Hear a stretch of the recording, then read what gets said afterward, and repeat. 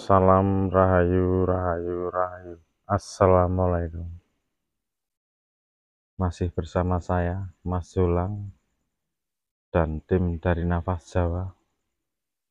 Malam ini saya akan mencoba menerangkan singkir terkait dari ponco gaib itu kan ada kunci, pauling, singkir.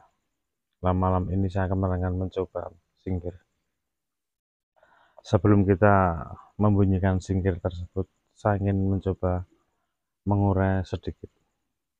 Banyak putro itu mengartikan singkir itu separuh daripada kunci, dan Eyang Romo Semono pun juga beliaunya matur singkir itu sebagian daripada kunci, di mana di dalam singkir itu sendiri memang sebagian daripada kunci tersebut dalam uraian yang akan nanti saya bunyikan. Singkir itu mengandung syarat makna dan pesan moral yang sangat luar biasa sekali. Bisa kita artikan dan kita jabarkan sangat luas. Singkir mengandung arti nyingkir. Di sini ada pesan dalam dan ada pesan luar. Lakun jero lan lakun jopo. Lakun jero singkir itu untuk menyingkirkan angan-angan. Angan-angan itu buah dari pemikiran. Budi pakarti ilmu dari yang kita belajar, dan poncondrio. Poncondrio 5 unsur indera yang ada pada tubuh kita. Supayanya 3 itu, orang Jawa bisa ratu telu itu bukan disingkirkan, tapi gejolaknya kita redam dalam arti luas, yaitu singkirkan, supaya laku dari putra bisa menjalankan dharma bakti satria sejatinya. Andai kata juga unsur dari makna keluar, di mana kita berjalan, rasa kita terhubung, ada gejolak yang kurang enak, pasti ini berbunyi. Pasti kita akan membunyikan singkir. Tidak harus kita hadapi, semingkiro. Apapun bentuk, nyingkir ke barang yang kurang bagus di depan kita itu lebih utama daripada kita bentrok langsung dengan objek yang akan kita hadapi.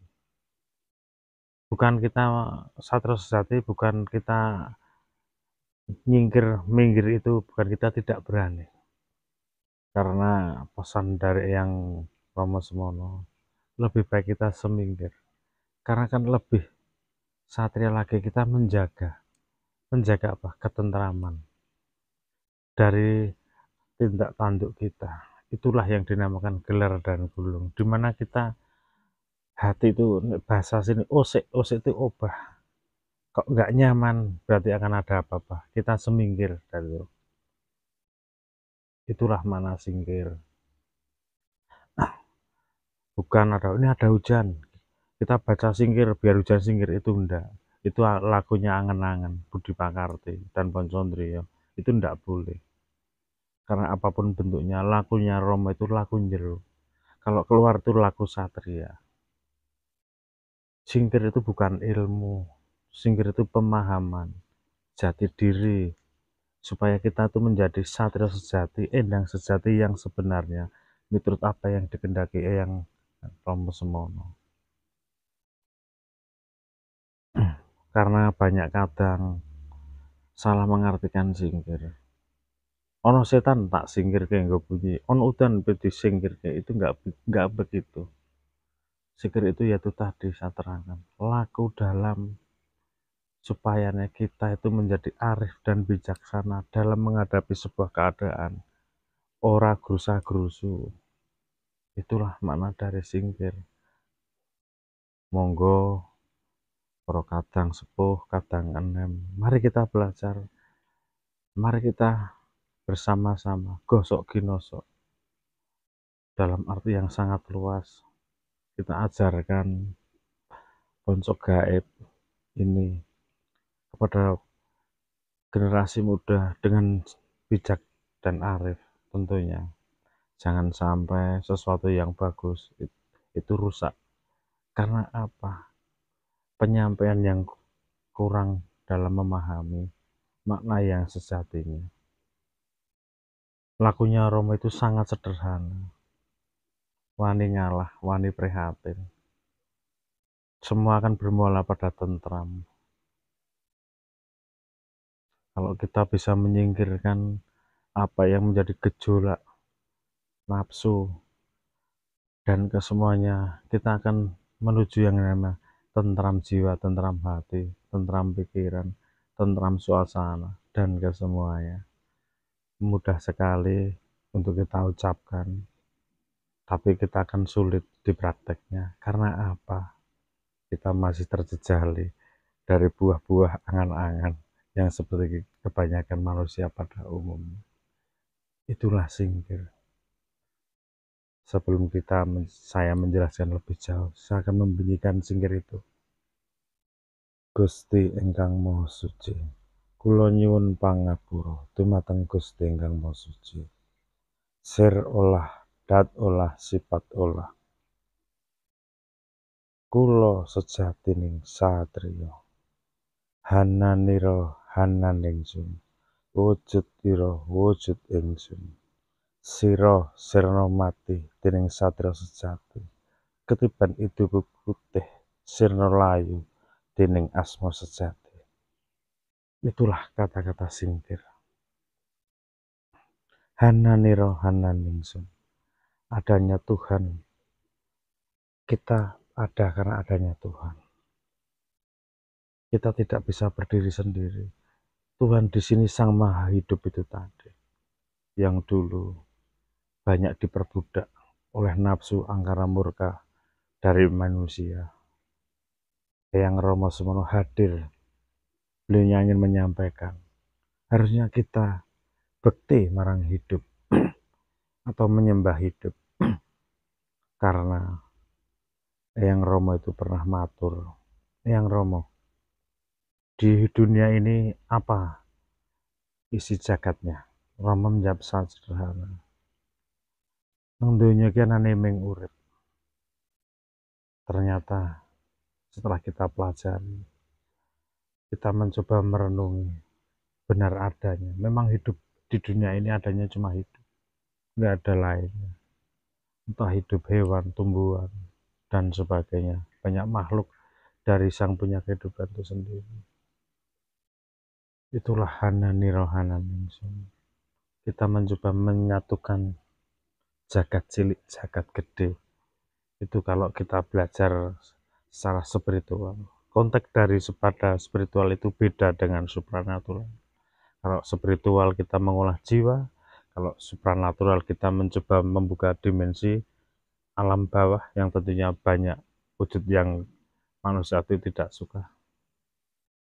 Kalau Romo mengajarkan ilmu jiwa, di mana ada jiwa yang sehat, pasti akan melahirkan tubuh yang kuat. Itulah prinsipnya.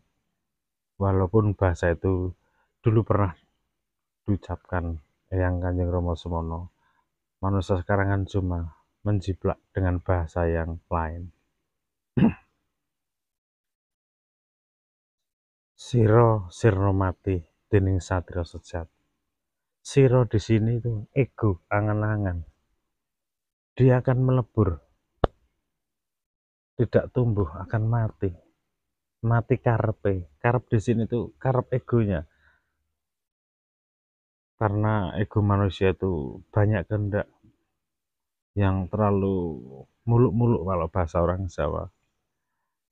Terlalu muluk-muluk, terlalu banyak kehendak yang orientasinya itu pikiran sing tercampur dengan angan-angan. Itu kan menjadi merusak kasanah kehidupan dan rotasi kehidupan itu sendiri.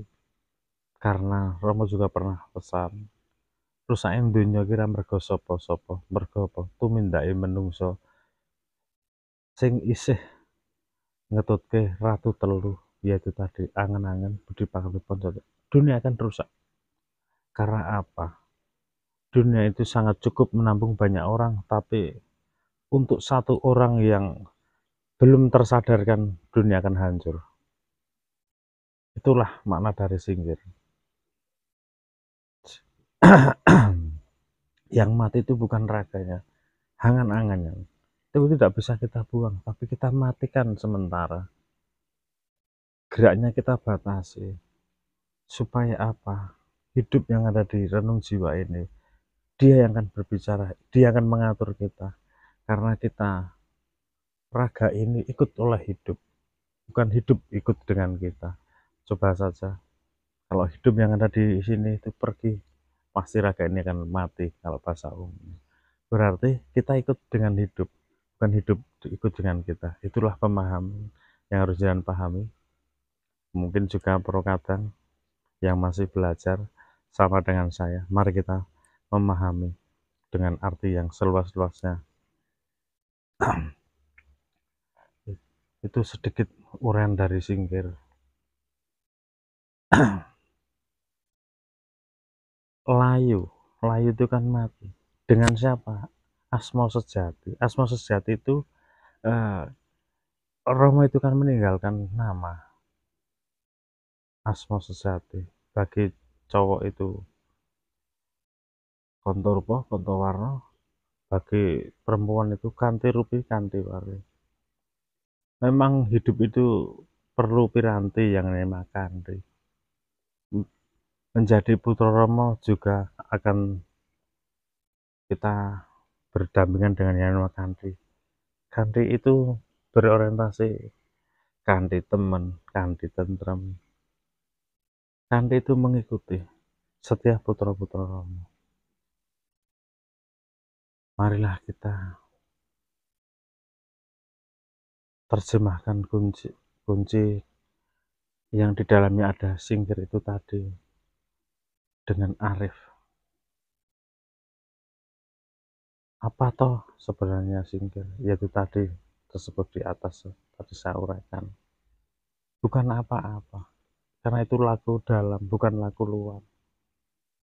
Mohon maaf bagi para putra seantero Nusantara. Bila tadi yang saya terangkan itu sedikit menyinggung, bukan saya paling pintar, tidak.